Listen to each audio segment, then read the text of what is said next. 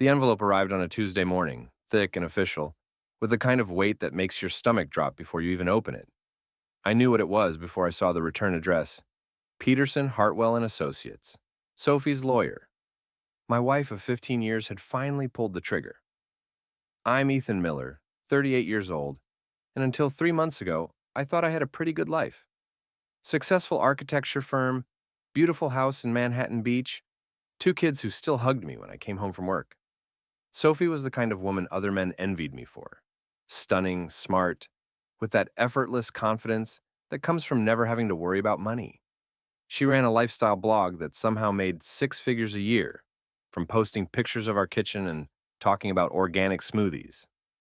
But that Tuesday morning, sitting in my boxers at the kitchen island while she was upstairs, getting ready for her Pilates class, I realized how completely I'd been played. The papers were brutal. Sophie wanted the house, full custody of Jake and Tara, and enough alimony to maintain her accustomed lifestyle. The kicker was the restraining order request, claiming I'd been emotionally abusive and unstable. Complete bullshit, but her lawyer knew what he was doing. Paint the husband as the bad guy, and the judge starts seeing everything through that lens. "What's that?" Sophie asked, floating into the kitchen in her designer workout clothes. She moved like a dancer, all fluid grace and calculated beauty. Even now, knowing what she was doing to me, I felt that familiar twist in my chest. "You tell me," I said, sliding the papers across the marble countertop. She barely glanced at them. "Oh, that.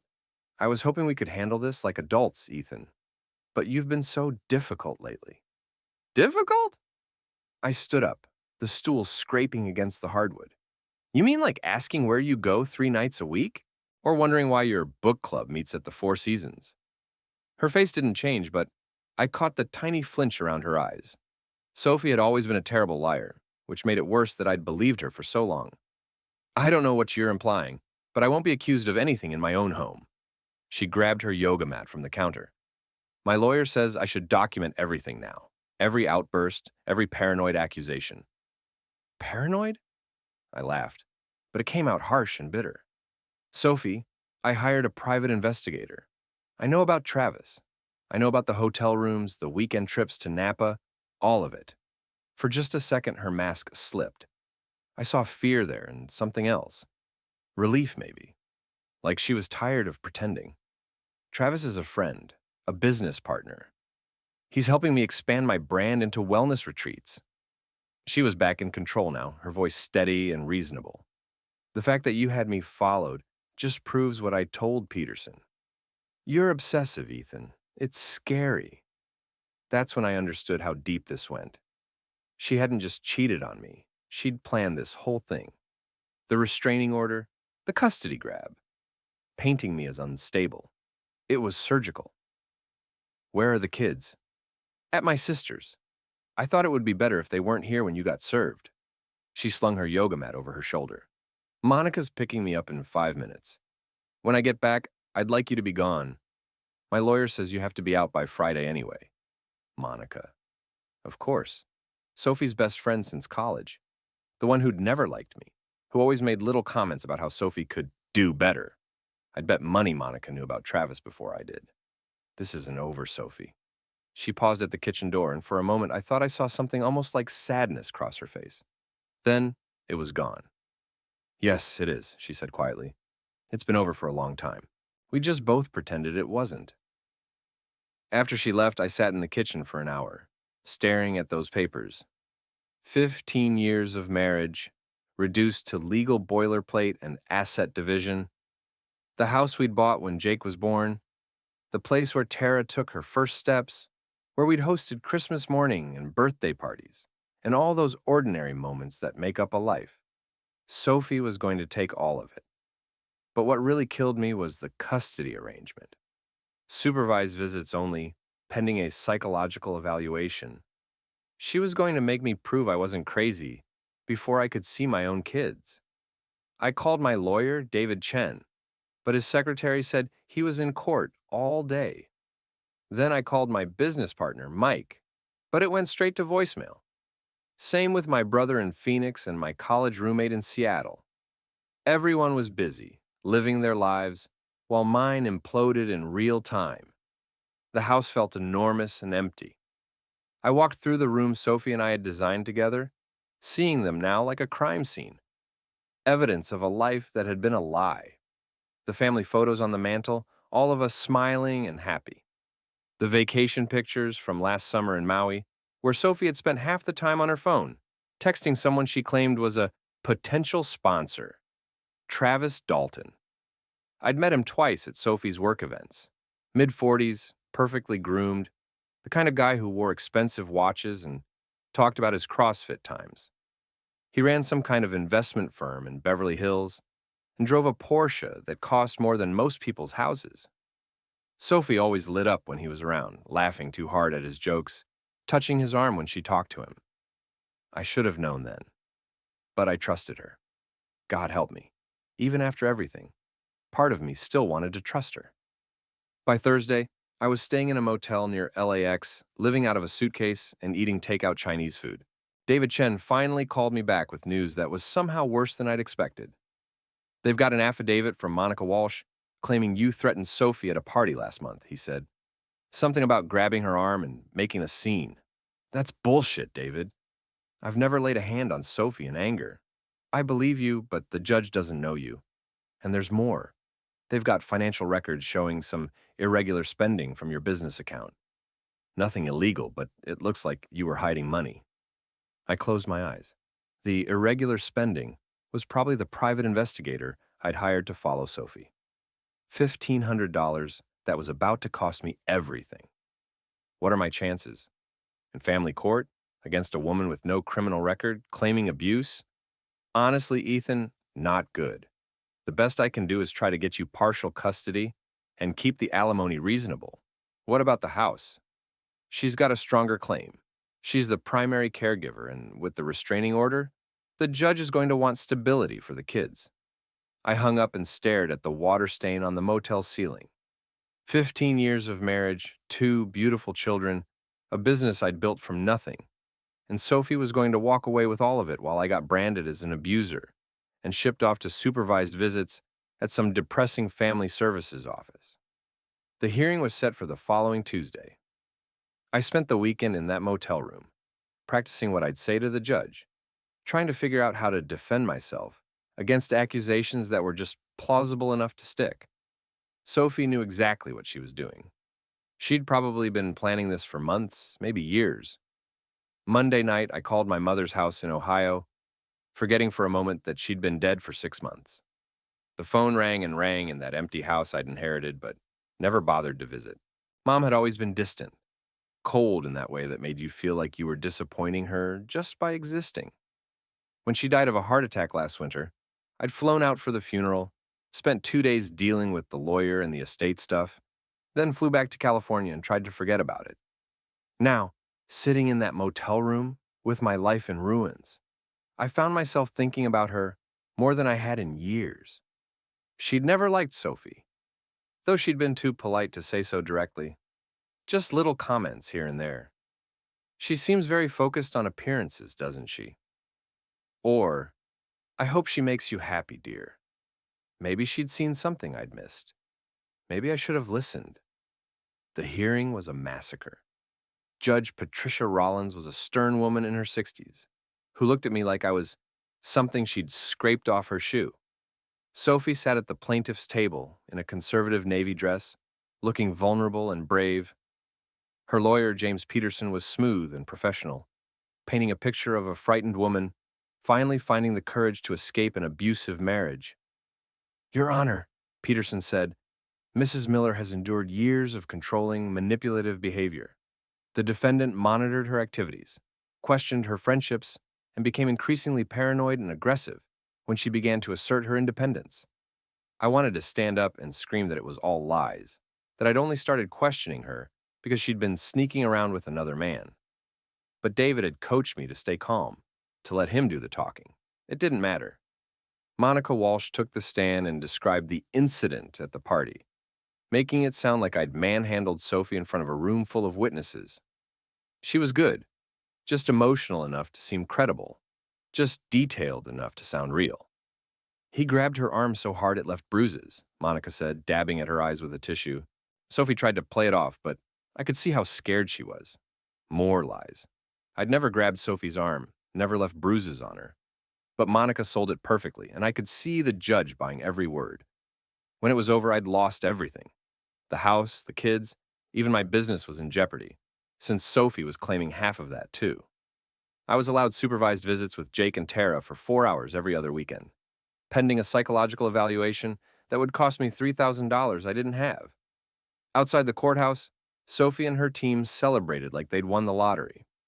I watched through the window of David's car as Travis Dalton pulled up in his Porsche to collect his prize. Sophie slid into the passenger seat like she belonged there, like the last 15 years had been just a minor inconvenience. "I'm sorry, Ethan," David said. "We'll appeal the custody decision, but for now, you need to focus on the evaluation and staying out of trouble." Staying out of trouble? Like I was the criminal here. That night, I drove east on Interstate 10, heading for the desert and whatever came next. I had nowhere to go except that empty house in Ohio, the one place left on earth that belonged to me. It felt like exile, like being banished from my own life. But as the lights of Los Angeles disappeared in my rearview mirror, I made myself a promise. Sophie thought she'd won, thought she'd destroyed me completely. She had no idea what she'd unleashed. The game wasn't over, it was just beginning. The drive to Ohio took me 3 days. I could have done it in 2, but I kept stopping at truck stops and diners, putting off the inevitable. Mom's house held nothing but bad memories, awkward Christmas visits, stilted conversations, the feeling that I was always disappointing her somehow. Now, it was my refuge, the only place left that Sophie couldn't take from me. Millfield, Ohio was exactly as depressing as I remembered. Population 3,200, 2 stoplights, and a main street that looked like it had been dying slowly since 1975. Mom's house sat on 5 acres outside town, a 2-story farmhouse that had been old when she bought it in 1985. White paint peeling from the clapboard siding, a wraparound porch that sagged in the middle, windows that rattled when the wind blew. I'd inherited it all, the house, the land, and about $40,000 in savings that Mom had somehow accumulated on her secretary's salary. It wasn't much, but it was mine. Sophie's lawyers couldn't touch it because I'd owned it before the marriage went to hell. The key was where Mom had always kept it, under the fake rock by the back door. The house smelled like dust and old lady perfume, with an undertone of something else I couldn't identify. Neglect, maybe. The kind of smell that settles into a place when no one's lived in it for months. I dropped my suitcase in the front hall and looked around. The furniture was all there, covered in white sheets like ghosts. Mom's reading chair by the window, the dining room table where we'd eaten silent dinners during my childhood visits, the old upright piano that no one had played since Dad died. My father, I'd been 8 when he was killed in what the police called a robbery gone wrong. Some junkie had broken into his store after hours, and when Dad surprised him, the guy panicked and shot him. They never caught the killer, and Mom never got over it. She'd moved us from Cleveland to this godforsaken town, bought this house with the insurance money, and spent the next 30 years working at the county courthouse and keeping to herself. I'd always thought she was just bitter about losing Dad. Now, walking through her empty house, I wondered if there was more to the story. The basement was where I'd always felt most uncomfortable as a kid. It was unfinished, with a concrete floor and exposed beams, lit by a couple of bare bulbs that cast harsh shadows in the corners. Mom had used it for storage and laundry, but there were always areas she'd told me to stay away from. "Just old junk," she'd say when I asked. "Nothing interesting down there." But I wasn't a kid anymore, and this was my house now. I spent the first week just cleaning, going through boxes of old papers and photographs, trying to make sense of the life Mom had lived after Dad died. Most of it was mundane. Tax returns, utility bills, church bulletins from the Methodist church she'd attended sporadically. But there were things that didn't fit. Bank statements showing deposits that were too large and too regular for her secretary's salary. A safe deposit box key with no indication of which bank it belonged to. And in one box, buried under years of Christmas cards, a photograph that made my blood run cold. It was Dad, but not the Dad I remembered. This was a younger version, maybe in his 20s, standing next to a car I didn't recognize, with three other men. They were all wearing suits and sunglasses, and there was something about their posture, their expressions, that screamed organized crime. On the back, someone had written Chicago, 1978, in Mom's handwriting. My father, the small town store owner who'd been killed in a random robbery. Except maybe it hadn't been random after all. I was in the basement moving boxes and trying to make sense of what I'd found when I noticed something odd about the furnace room. The space seemed smaller than it should be, given the dimensions of the house above. I measured it out, pacing from wall to wall, and confirmed my suspicion. There was about 4 feet of space, unaccounted for. It took me another hour to find the hidden panel. It was cleverly concealed behind a sheet of drywall that looked like part of the foundation but was actually hinged on one side. Behind it was a small room, maybe 6 feet by 8 feet, with a concrete floor and walls lined with metal shelving. And on those shelves was enough cash to choke a horse. Stacks of hundreds, bound with rubber bands, some of them so old the bills looked like museum pieces. I counted it twice, then a third time, because I couldn't believe what I was seeing. $437,000, give or take. More money than I'd ever seen in one place. But that wasn't all. There was also a gun, a .38 revolver that looked well maintained, and a manila envelope with my name written on it in Mom's careful script. Inside the envelope was a letter that changed everything I thought I knew about my family. Ethan, it began, if you're reading this, it means I'm dead, and you found my hiding place. I always hoped you'd never need to know any of this, but if you're here, it probably means they've found you. They? Who was they? Your father wasn't the man you think he was. Neither am I, for that matter. Before we moved to Ohio, we were part of something in Chicago. Something dangerous. Your father worked for people who don't forgive and don't forget.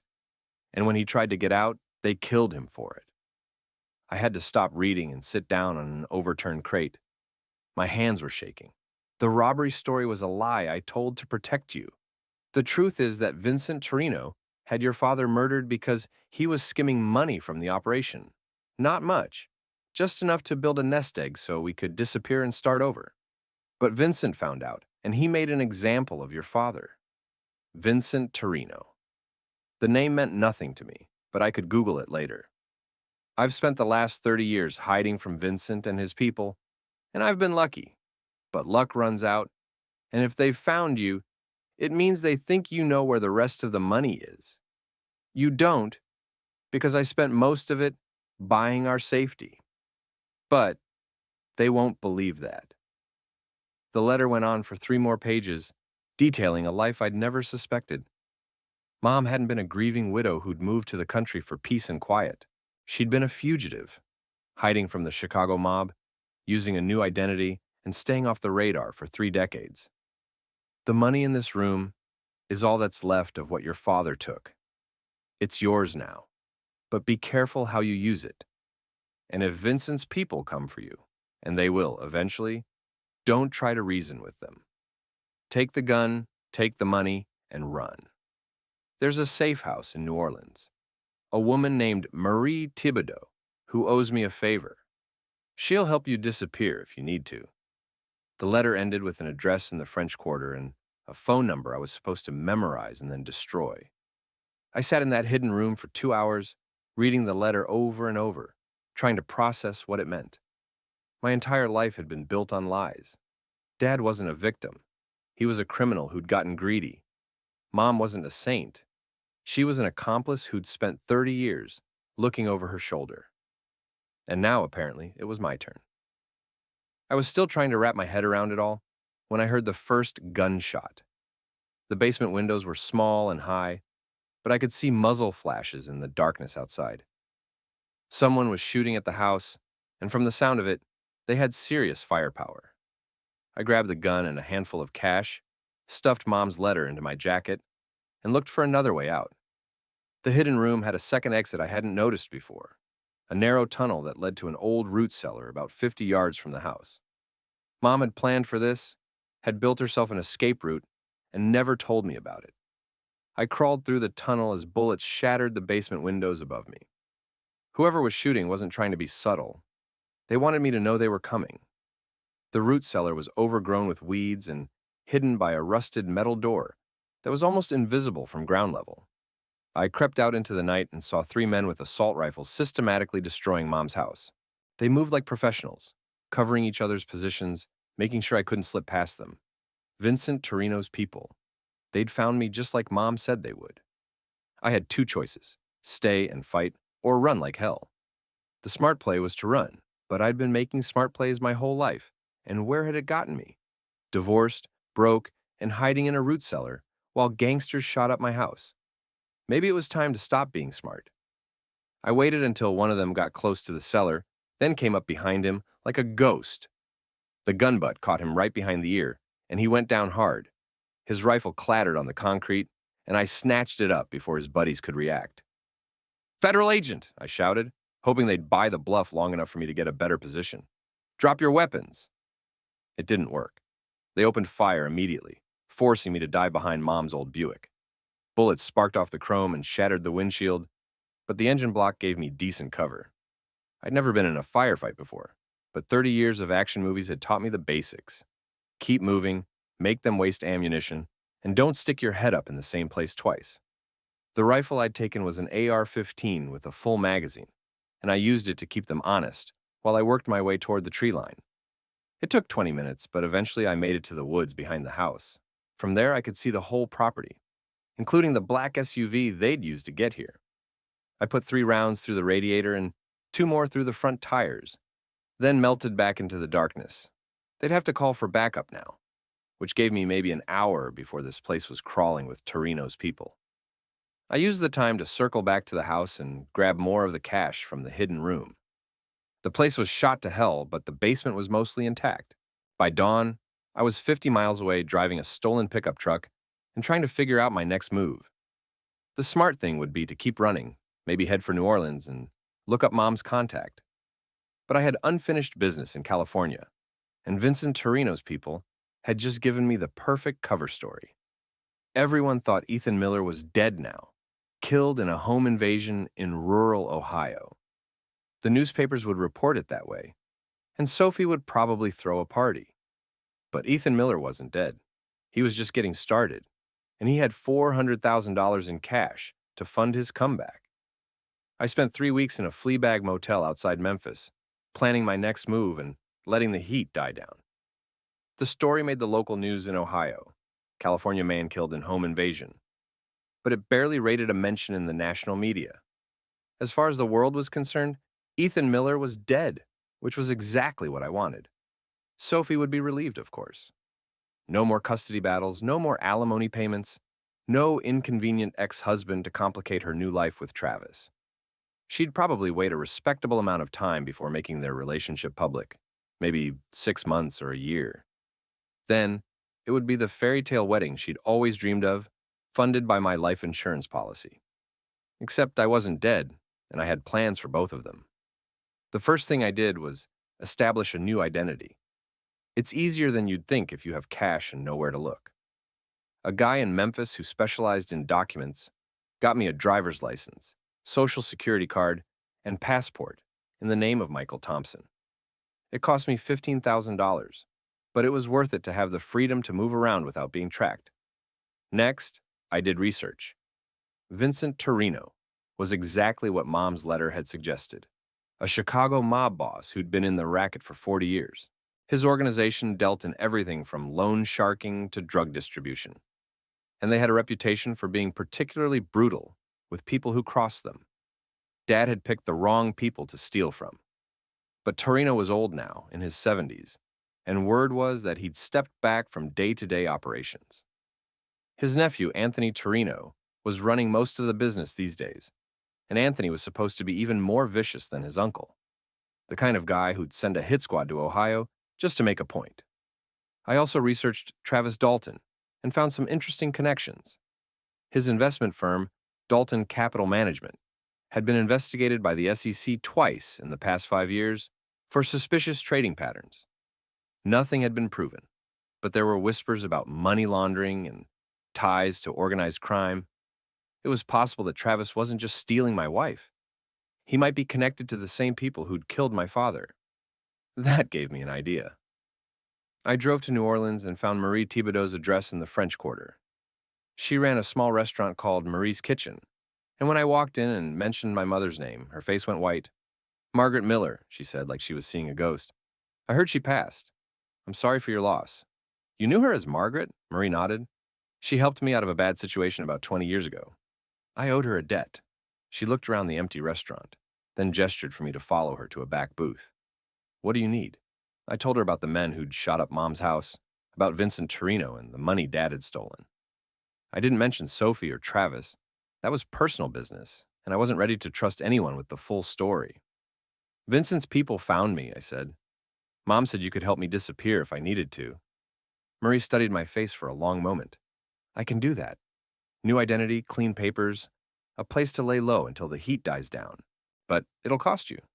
"How much?" "50,000. And once you disappear, you stay disappeared. No contact with your old life, no going back. You understand?" I nodded, but I was already planning to break that rule. I had no intention of disappearing permanently. I just needed time to set up my revenge. Marie introduced me to her cousin, a guy named Claude who specialized in making people vanish. He had a safe house in the Bywater district, a shotgun house that was invisible from the street and had 3 different escape routes. For another 10,000, he'd provide security and make sure no one found me while I planned my next move. "What exactly are you planning?" Claude asked as he showed me around the safe house. "Justice," I said. "For my father, for my mother, and for myself." He laughed. "Justice is expensive, mon ami. You sure you got the stomach for it?" I thought about Sophie in that courtroom, lying under oath about bruises I'd never given her. I thought about Travis Dalton driving away in his Porsche with my wife in the passenger seat. I thought about Vincent Torino's men shooting up the house where I'd spent my childhood summers. "I've got the stomach," I said. "The question is whether they do." I spent the next month in that safe house, planning and preparing. I studied everything I could find about Sophie's new life, about Travis's business, about the Torino organization. I learned their routines, their weaknesses, their pressure points. Sophie was still living in our old house in Manhattan Beach, but Travis was spending most nights there now. They were being discreet about it. No social media posts, no public appearances together. But they weren't being careful enough. I had photos of them together, timestamps and locations that proved they'd been having an affair long before our divorce was finalized. Travis's business was more interesting. Dalton Capital Management was hemorrhaging clients, and there were rumors that the SEC was preparing another investigation. His personal finances were a mess too. Expensive cars, a house in the Hollywood Hills that was mortgaged to the hilt, credit cards maxed out to maintain his lifestyle. He was living on borrowed time and borrowed money. But the most interesting discovery was a connection I hadn't expected.